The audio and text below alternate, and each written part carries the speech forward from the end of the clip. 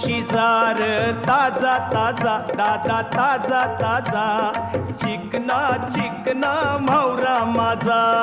घेऊन शिकार ताजा ताजा दादा ताजा ताजा चिकना चिकना म्हावरा माझा घेऊन शिजार ताजा ताजा दादा ताजा ताजा चिकना चिकना म्हावरा माझा घेऊन शिकार ताजा ताजा दादा ताजा ताजा चिकना चिकना म्हावरा माझा